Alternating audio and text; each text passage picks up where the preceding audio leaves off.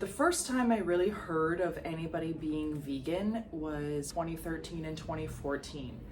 But I knew nothing about the YouTube movement that was going on at that time. And I just ended up seeing a lot of, enough vegans around me, or I heard people that were vegan and I thought, oh, they're stupid and oh, like they're crazy and it's not gonna last and we need animal protein. And I had never actually went on YouTube and researched veganism. I was just eating the standard American diet and pretty much eating whatever I wanted. Meats, I was having carbs, I was having, fruits and veggies, but I wasn't nearly having enough of those things. And at that time, I'm graduated from university.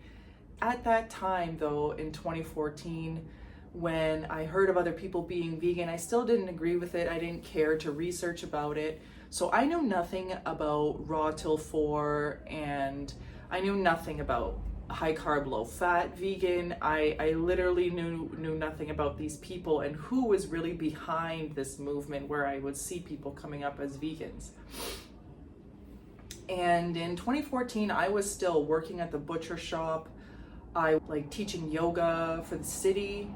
And then I went on a trip to South America for 5 months, and then Europe after that for another 3 months.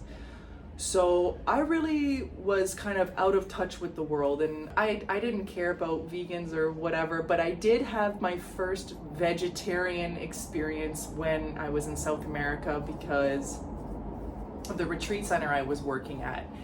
And we had the most beautiful, small, the sweetest, most ripest bananas, and they would just taste like pure sugar. And I remember those were unbelievable. I remember the passion fruits there. I would just eat these fruits, and it didn't click with me. I still didn't get it, and I was still sort of against vegetarianism even at that time. I was just convinced, because I had worked at the butcher shop for 10 years, because of the way I grew up in my family's household, just everybody else around me was eating meat, and sugar was still considered bad or something that you stay away from and don't have too much. Fruit's okay, but don't have candy or don't have pop or don't have any of that processed stuff.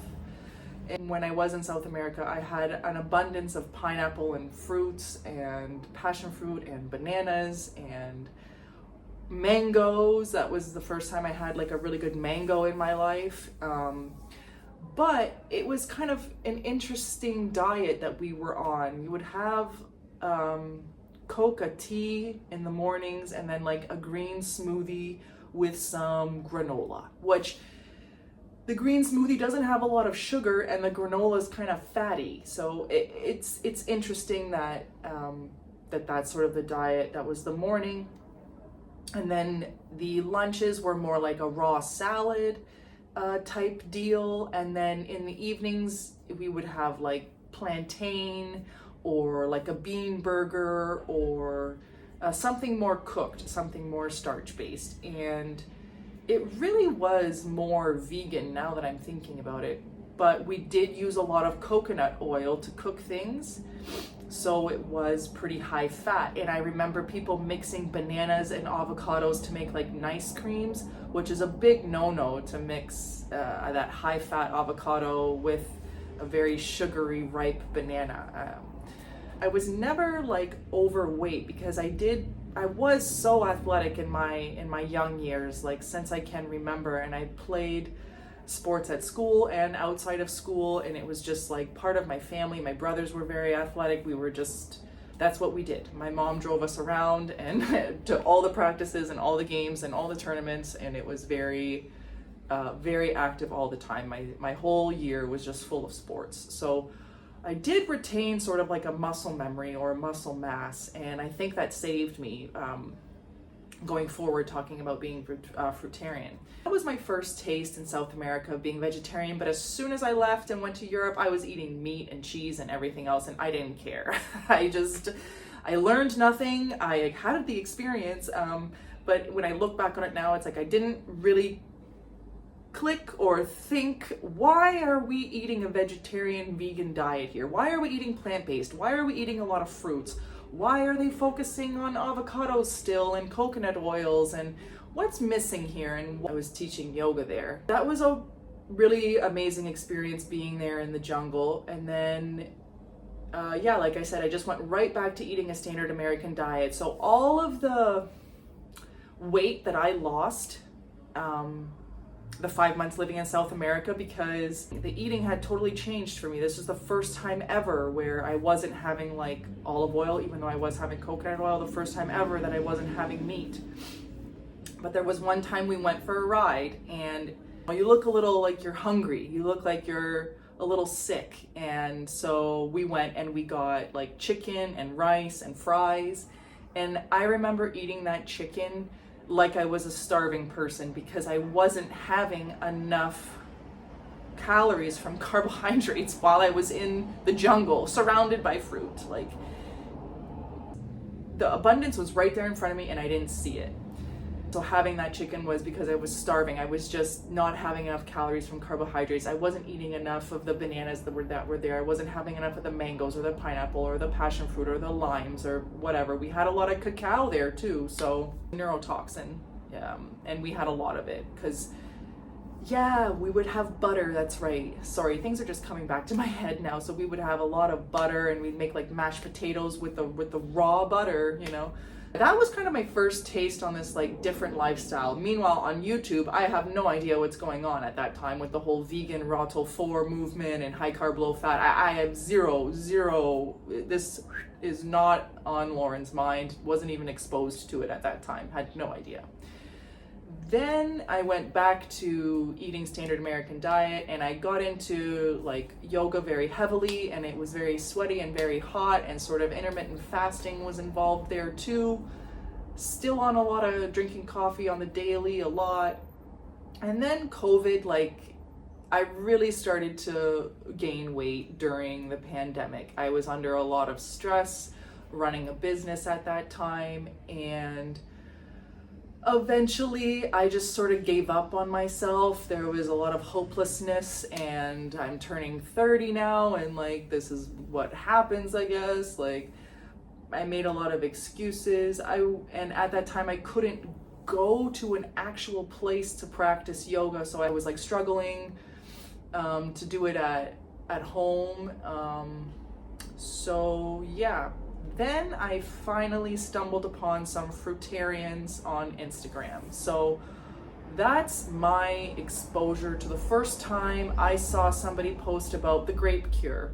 And I bought the grape cure. I bought Mucusless Diet Healing System and Rational Fasting by Arnold Ehret. I bought Man's Higher Consciousness by Hilton Hotima. I read Paul Bragg's The Miracle of Fasting.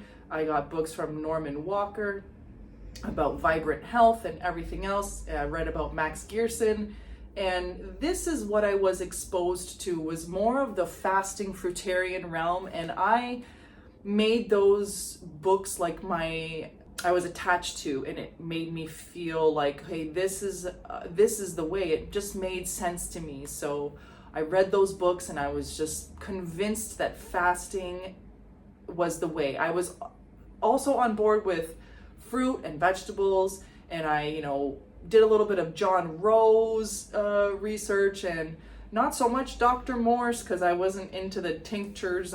I just wasn't into that. So, but I would see things once in a while, people posting about it. So I kind of got my information from this Fruitarian world, that community that I was in on Instagram. And we would be posting and so I'll show you what I looked like throughout that time, because at the middle to end of 2021 is when I started to kind of get into this world, and I was really sick of the way I looked and how I felt.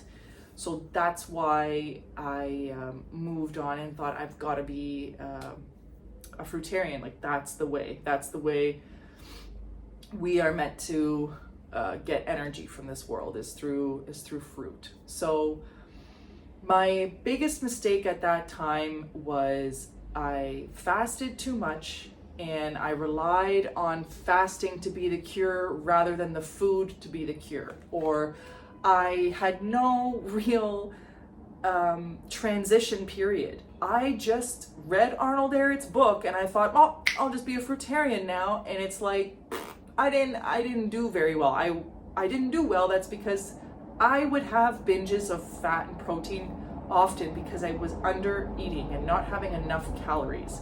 So that's the biggest failure of raw vegans and fruitarians, is that they simply do not get enough calories, and then they probably overeat on fats. They have too many avocados, or this is why people fail, and this is why people have problems, is because they're still not really high carb, low fat, or they call themselves high carb, low fat, but they really don't limit the fats, or they just think that it's a fruit, so it's okay to have the fat.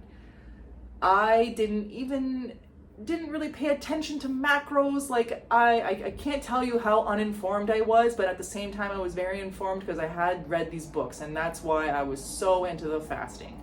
And I underate and I lost weight, and I just kept doing it because I thought, it must mean I'm getting healthier, this must mean I'm getting detoxing, this must mean that everything is getting better. And I had lots of quote unquote energy, but it was like in the form of caffeine and in the form of like my body eating itself to get energy, which would be to go get some real food and go get some abundance of carbohydrates, but I didn't do that.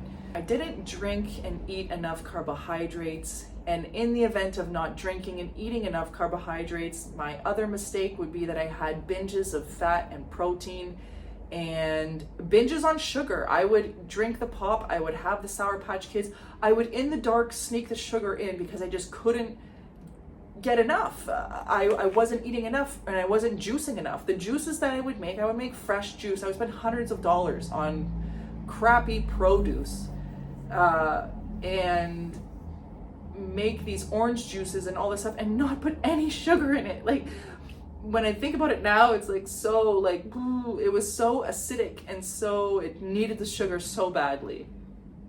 But I did drink them, and I did do a juice fast for a couple weeks or 16 days in March of 2023.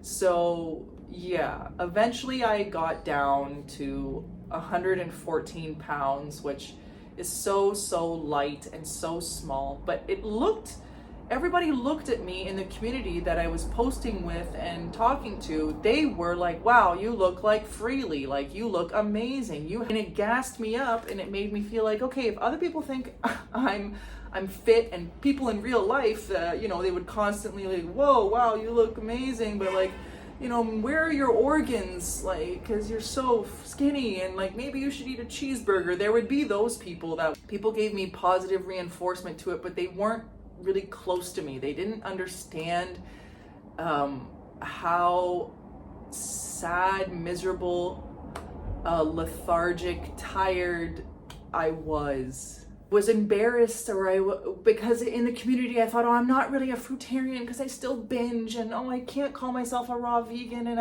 I so badly want to call myself a raw vegan, but I couldn't lie to the people that I was talking to, so I would say like, I'm aspiring to be this. And what really drew me to being a fruitarian was that I had horrible constipation, and I had horrible bowel movements, and I basically thought, I gotta work on my health, to find a way to heal myself and do something about it on my own. Like, there had to be a way. That was my idea, is there had to be a way to do this. And so that's why the raw vegan fruitarian community, I fell into it and got into it. And then, but I still didn't know about a high carb, low fat, high sugar. I had no idea that existed until these people in the community told me about it, and they were like, you should try some sugar. And basically I fasted too much. I relied on the fasting to heal me instead of a food to heal me, and I thought we were breatharians, and I thought this is the way, right?